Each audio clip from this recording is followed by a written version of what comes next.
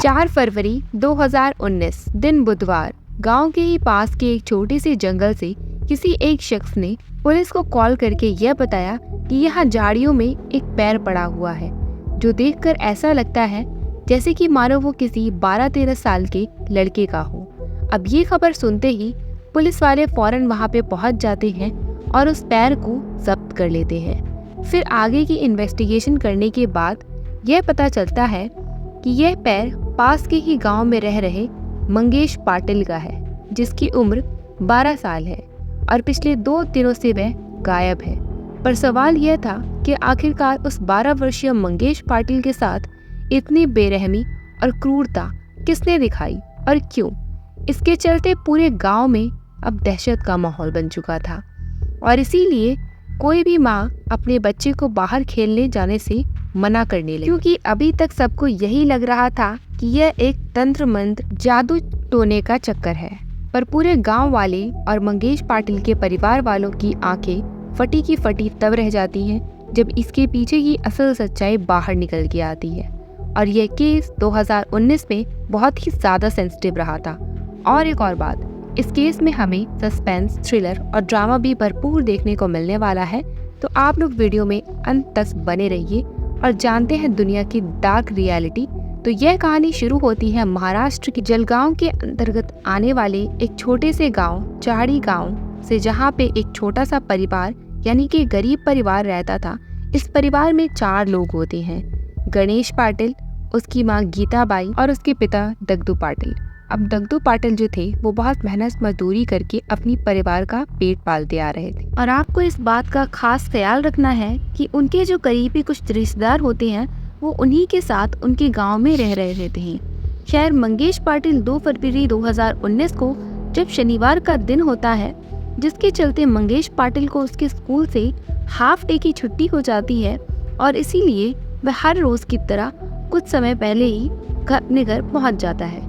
वहां जाकर के अपनी माँ से कहता है कि मैं शौच करने के लिए बाहर जा रहा हूँ। अब बाहर इसलिए क्योंकि आप भी जानते हैं कि गांव देहात एरिया में आज भी काफ़ी सारे लोग शौच करने के लिए बाहर ही जाते हैं और इसीलिए मंगेश भी शौच करने के लिए बाहर चला जाता है। और इधर उसकी माँ इंतज़ार करने लगती है कि चलो वो वापस आएगा तो खाना पीना खाएगा, क्योंकि स्कूल से वो भी लौटता ही था। लेकिन उसकी माँ के इंतज़ार की घड़ियाँ कभी ख़त्म नहीं होती। अब काफ़ी समय बीत जाता है और फिलहाल उसकी माँ को यह लग रहा था कि शायद वो अपने दोस्तों के साथ कहीं खेलने लग गया होगा, शाम तक तो लौट ही आएगा। फिर इंतज़ार करते करते शाम हो जाती है। उसके पिता भी मेहनत मजदूरी करके घर लौट आते हैं और सूर्य भी अस्त हो जाता है। पर अफसोस मंगेश पाटिल घर नहीं लौटता। फिर मंगेश की माँ ने सारी बातें बताते हुए उसके पिता से कहा कि अभी तक मंगेश लौटा ही नहीं है, जिसके बाद दोनों मिलकर आसपास के लोगों से पूछताछ करने लगते हैं। लेकिन किसी को मंगेश के बारे में पता ही नहीं चलता, जिसके चलते अब पूरा गांव चिंता में डूबता जा रहा था। इधर छानबीन करने के साथ साथ इंतजार की घड़ियां भी लंबी होती जा रही थी, लेकिन मंगेश का कुछ अता पता नहीं चल रहा था। और अब इसीलिए मंगेश पाटिल के पिता और उसके गांव वालों ने मिलकर के थाने में लापता होने की रिपोर्ट लिखवाने जरूरी समझा। अब 12 साल के लड़के का लापता होना कोई आम बात नहीं थी, इसीलिए पुलिस तुरंत हरकत में आती है और अब छानबीन करना शुरू कर देती है। पास के लोगों से पहले पूछताछ करने लग जाते हैं। पूछताछ में कुछ खास पता नहीं चलता, बस इतना ही पता चलता है कि उसे 2 फरवरी की दोपहर तक ही देखा गया था। अब यह सब करने के बाद पुलिस भी थोड़ा हैरान थी कि आखिर एक 12 साल का लड़का जा कहाँ सकता है। अगर वह 16 या 20 साल की उम्र का भी होता तो उसे दूसरे यानी कि लव एंगल के मैटर से भी देखा जा सकता था कि वह किसी के साथ भाग गया होगा। पर ऐसा संभव नहीं था कि ऐसे भी जांच पड़ताल करते करते 3 फरवरी का पूरा दिन और रात गुजर जाती है। फिर शुरू होती है 4 फरवरी की सुबह। दूसरी ओर मंगेश पाटिल के घर वाले और उसकी माँ का रो रो कर बेचारी का बुरा हाल हो चुका था। अब उसी के गांव में रह रहे उसके जो रिलेटिव करीबी रिश्तेदार होते हैं उसका ढाढ़स बनते हैं कि मंगेश जल्दी ही मिल जाएगा।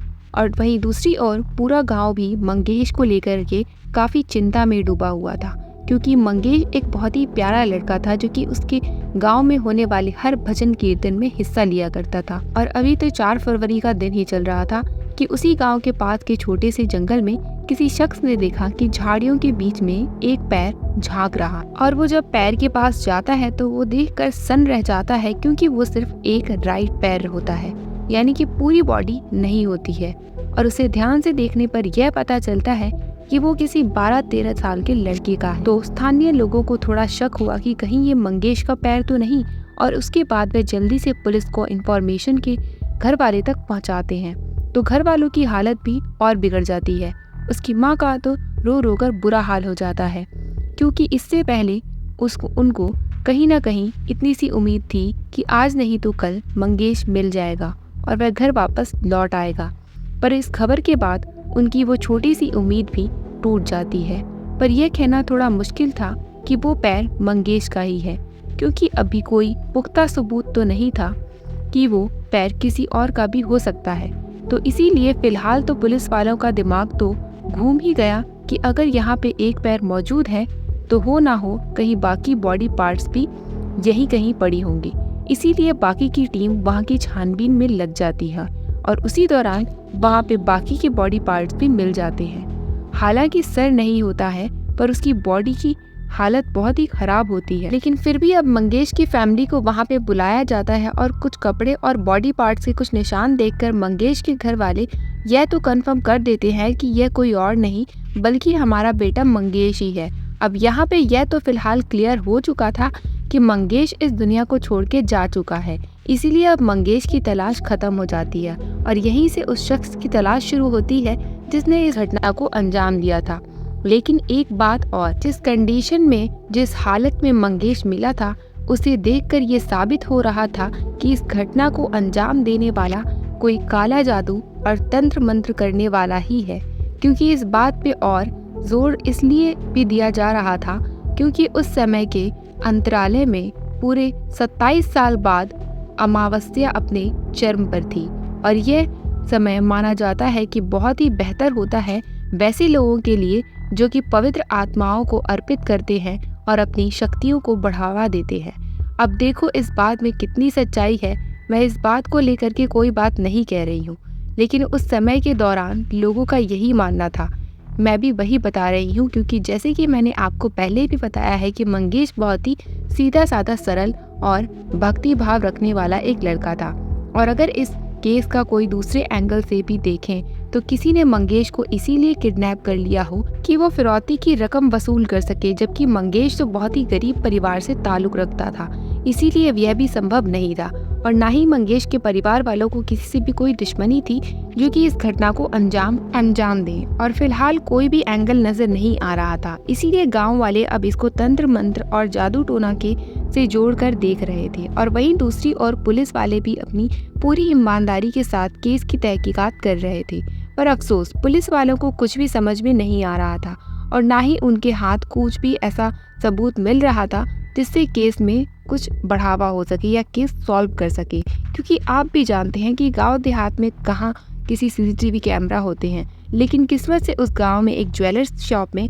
और एक बात यहाँ पर यह भी थी कि यहाँ तक पहुँचने से पहले, इस फुटेज को देखने से पहले पुलिस वालों ने अपने रिसर्च डॉग का सहारा भी लिया था। यानी कि पहले तो वह अपने वेल ट्रेन डॉग के साथ उस घटना स्थल पर लेकर गए जहाँ पर वह मंगेश पाटिल की लाश को देखा गया था, और फिर उसके घर के बाहर उन डॉग्स ने जाकर भौंकना चालू कर दिया। तो पुलिस वालों को इससे कुछ भी समझ में नहीं आ रहा था और ना ही लोगों को कि आखिर ये कुत्ते बताना क्या चाह रहे हैं। फिर से इस प्रक्रिया को दोहराया गया। प्रक्रिया दोहराने के बाद भी वे कुत्ते उसी घर के सामने जाकर खड़े हो गए।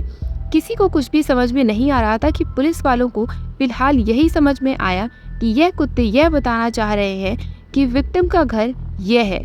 फिर भी ज्वेलर्स की शॉप में 2 फरवरी की सारी फुटेज कलेक्ट करके पुलिस वाले जाकर आराम से देखना शुरू करते हैं, इस उम्मीद से कि कुछ तो मिल जाएगा। और होता भी कुछ ऐसा ही है। उसमें कुछ अजीब सा देखने को मिलता है कि एक भिखारी होता है जो कि 1-2 सेकंड के दौरान उसी एरिया के आसपास भीख मांगता हुआ नजर आता है। लेकिन खास बात यह होती है कि उसकी जो पोटली होती है काफ़ी वजनदार और अजीब दिखाई पड़ रही थी। यह देखकर पुलिस वालों को थोड़ा शक होता है कि हो ना हो उसकी पोटली में ही मंगेश हो सकता है। हालांकि उसका चेहरा साफ फुटेज में दिखाई तो नहीं दे रहा था, लेकिन फिर भी वह एक अच्छे आर्टिस्ट की मदद से उसका चेहरा बनवा लिया जाता है और पूरे गांव में ऐलान कर दिया जाता है कि जो भी इस बेकारी के बारे में बताएगा उसे अच्छी खासी नकद राशि इनाम में दी जाएगी। और अब यह बात करते करते काफी दिन बीत जाते हैं, लेकिन पुलिस वाले के हाथ कुछ भी नहीं लगता है जिससे वो इस केस को सॉल्व कर सके।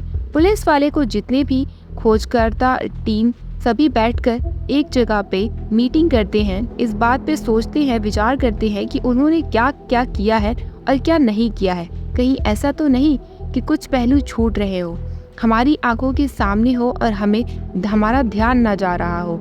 और इन बातों का रिजल्ट यह निकल के आता है कि जो कुत्ता होता है, यानी कि रिसर्च डॉग जो थी उनकी, उसने हर बार में यही दोनों ही बार में मंगेश पाटिल के घर की तरफ ही इशारा किया था। यहीं से पुलिस वालों का दिमाग घूम जाता है कि हमने दुनिया को तो खंगाल लिया, लेकिन उसके घर और उसके आसपास तो कुछ देखा ही नहीं। तो इसीलिए अब उनके घर की तलाशी ले ली जाती है, उनके आसपास की भी जांच कर ली जाती है, पर अफसोस यहाँ पर भी उनको निराशा ही हासिल होती है। फिर उन्होंने सोचा कि क्यों ना अब इसके घर के मेंबर की जांच करी जाए। तो इसके बारे में पता किया जाता है। तो अब ये क्या करते, किससे मिलते हैं, कौन इनके घर पे आता जाता है, इसके संबंधित हर एक चीज गांव वालों से सवाल जवाब किया जाता है कि ये क्या करते हैं, कब कहाँ जाते हैं और कौन इनसे मिलने आता है। फिर उसी दौरान एक शख्स का नाम सामने आता है कि हाँ, एक शख्स तो है जो इनके घर पे लगातार आया जाया करता है और उस शख्स का नाम होता है समाधान पाटिल। जिसके बाद पुलिस वाले समाधान पाटिल को बिना किसी देरी के थाने पूछताछ के लिए बुला लेते हैं। अब पूछताछ में पुलिस सवाल करती है कि आखिरकार तुम उसके घर पर लगातार आया जाया क्यों करते हो, तुम्हारा क्या रिश्ता है उनसे। तो फिर वह जवाब में बताता है कि भाई वो तो मेरे सगे मामा मामी है, तो मैं उनके घर भी आ जा नहीं सकता क्या। अब एक ही गाँव में रह रहे हैं तो हमारा आना जाना तो लगा ही रहता है। अब यहाँ पर भी पुलिस वालों को निराशा ही हासिल होती है, लेकिन फिर भी वो समाधान पाटिल पर नजर रखे हुए थी। और नजर रखने के बाद एक बात क्लियर हो जाती है कि समाधान पाटिल अपनी मामी के घर तभी जाता है जब उसके मामा घर से बाहर होते हैं और उसके दोनों बच्चे स्कूल होते हैं। और यह हरकत बहुत सवाल खड़ा कर रही थी कि आखिरकार वह ऐसा क्यों करता है। तो उस शक की बुनियाद पे पुलिस उसे उठा लिया करती है। अब उससे सख्ती से पूछताछ करी जाती है। यहाँ पर पुलिस वालों ने एक हवा में तीर छोड़ देते हैं कि हवा में छोड़ा गया तीर सही निशाने पर जाके लगता है। वो समाधान पाटिल से कहते हैं कि हमें पता चल चुका है कि तुमने कैसे और क्यों इस घटना को अंजाम दिया, यानी कि मंगेश पाटिल को तुमने क्यों मारा, और अच्छा रहेगा कि तुम अपने मुंह से सच बता दो। और यह सुनकर समाधान पाटिल काफी ज्यादा डर जाता है और वह एक कड़वी सच्चाई बताता है जिसे सुनकर आप भी सन्न रह जाएंगे। खैर, आगे समाधान पाटिल जो कहता है वे खौफनाक कहानी बताई और उस खौफनाक कहानी में मेन 3 लोग शामिल होते हैं। खुद समाधान पाटिल, दूसरे नंबर पर उसका दोस्त राजेंद्र पाटिल और तीसरे नंबर पर मंगेश पाटिल की माँ गीताबाई। अब इसे सुनकर आप लोग को थोड़ा शॉक लग रहा होगा कि शायद ही आप लोगों ने में से किसी ने ऐसा गेस किया होगा कि उसकी माँ भी शामिल हो सकती है। खैर, आगे वो बताता है कि पहले तो वो अपनी मामा मामी के घर पे नॉर्मली आया जाया करता था। शुरू में मैंने बताया था कि जो उसके रिलेटिव है उसी गांव में रहते हैं, तो थोड़ा ध्यान में रखना इस बात को। उसी गांव में उसका भांजा भी रहता था, तो उसका घर में आना जाना लगा रहता था नॉर्मल। फिर वो उसके बाद पता चलता है कि जो उसके मामा हैं वो ज्यादातर काम के चलते घर पर नहीं रहते हैं और घर पर उसकी मामी जो होती है वो अकेले रहती है। बच्चे भी स्कूल चले जाते हैं, तो उसका आना जाना ऐसे ही लगा रहा और धीरे धीरे अकेलेपन की वजह से वो दोनों कब करीब आ गए और अपने मेन रिश्ते को भूलकर करीब आ जाते हैं। वो अवैध संबंध बनाना शुरू कर देते हैं। उन्हीं में पता चलता है कि एक दिन अचानक से समाधान पाटिल ने अपने दोस्त राजेंद्र पाटिल को बातों बातों में यह बता दिया कि वह अपने मामा मामी के घर जाता है और अकेली मामी के साथ भी वह मिलने जाया करता है। उसने इस तरीके से बातों को एक्सप्लेन करके बताया कि सामने वाले उसके दोस्त राजेंद्र पाटिल के मन में भी वो इच्छा जाग उठी और उसने अपने दोस्त समाधान पाटिल से कहा कि मेरा भी कोई जुगाड़ लगा दे। फिर मैं समाधान पाटिल ने अपनी मामी से बात करी कि मेरा एक दोस्त है तुम्हारे साथ ऐसा कुछ चाहता है, हम दोनों मिलकर ही करेंगे, तो तुम्हें कोई ऐतराज़ तो नहीं। फिर उसकी मामी जो होती है इस बात से एग्री कर जाती है और अब इसीलिए समाधान पाटिल के साथ साथ राजेंद्र पाटिल का भी गीताबाई के घर पर आना जाना शुरू हो जाता है। कभी कभी दोनों साथ में आते थे और कभी कभी बारी बारी में। ये सिलसिला काफ़ी लंबे समय तक चलता रहता है और फिर किसी को कानो खान तक ये खबर नहीं होती है। और फिर उसके हस्बैंड को भी नहीं पता चलता है कि उसकी पीठ पीछे क्या क्या हो रहा है। और लंबे समय के बाद 2 फरवरी 2019 शनिवार का दिन आता है, जिसके चलते मंगेश पाटिल हाफ डे की छुट्टी पर ही घर वापस आ जाता है। और घर आने के बाद वो अपनी माँ को टॉयलेट का बोल करके टॉयलेट के लिए चला जाता है और इधर पीछे से राजेंद्र पाटिल उसके घर पर आ जाता है। अब राजेंद्र पाटिल कौन है, आई थिंक आप सब भूल गए होंगे, तो मैं बता देती हूँ कि समाधान पाटिल का दोस्त ही है राजेंद्र पाटिल। उसके घर पे क्या लेने आया है, क्या करने आया है, आप सब समझ ही गए होंगे। फिर वो दोनों अपने काम में लग जाते हैं। हालांकि मंगेश पाटिल की माँ बोल चुकी थी कि उसका बेटा मंगेश पाटिल घर आ चुका है और वो टॉयलेट करने के लिए बाहर गया है और वह कभी भी घर आ सकता है, और उसने दरवाज़ा भी नहीं लगाया था, बस ऐसे ही आड़ा हुआ था और वो अपने काम में लगे हुए थे। मंगेश पाटिल भी टॉयलेट करके घर वापस आ जाता है और वह ये सब देख करके वो कुछ समझ ही पाता कि इससे पहले मंगेश पाटिल की माँ गीता बाई और उसके साथ राजेंद्र पाटिल जो होता है, राजेंद्र पाटिल पास में रखी हुई एक लाठी उठाता है और उसके सर पर दे मारता है और वो वहीं पर बेहोश हो जाता है। हालांकि मंगेश पाटिल बेचारा तो खत्म ही हो चुका था। अब उसे बोरे में ठूस कर बांध कर उसकी माँ पहले तो समाधान पाटिल को बुलाती है, यानी कि अपने भांजे को, और फिर वो उसे सारी वारदात बताते हैं और उसे प्लान में शामिल कर लेते हैं। आखिरकार इससे कैसे छुटकारा पाना है, और काफ़ी रात हो जाती है। गांव का माहौल थोड़ा शांत हो जाता है, थोड़ा सर्दियों का माहौल था। जब आसपास लोग नहीं दिखाई पड़ते हैं तो दोनों क्या करते हैं, मिल करके उसे बोरे में लेकर के जाते हैं और उसे जंगल एरिया में साइड में वहाँ पर लेके जाते हैं और उसे उसकी बॉडी को छोटे छोटे टुकड़ों में काट करके यहाँ वहाँ फेंक देते हैं। फिर इस कहानी को सुनने के बाद हर एक इंसान, गांव वाले सन्न रह जाते हैं। ये वही औरत है जो कुछ दिन पहले अपने बच्चे के खोने पे इतना रो रही थी, इतनी एक्टिंग कर रही थी। हालांकि वो तो एक्टिंग ही था, ये कलयुग चल रहा है, इसीलिए आपको यहाँ पे आए दिन ऐसी ऐसी घटनाएं सुनने को मिलती ही रहेंगी। इसीलिए ना तो ज़्यादा आपको टेंशन लेनी है और ना ही ज़्यादा आपको इमोशनल होने की ज़्यादा ज़रूरत है। आप लोग मुझे कमेंट करके बताओ कि आपको ये मेरा चैनल और इस हमारे चैनल की वीडियोस कैसी लग रही हैं, और अगर आप लोग को वीडियोस पसंद आ रही है, ऐसी आप लोग को क्राइम की रिलेटेड वीडियोस और देखनी है, तो आप लोग कमेंट कर सकते हो। मिलते हैं नेक्स्ट वीडियो में, तब तक के लिए अपना ध्यान रखें। शुक्रिया।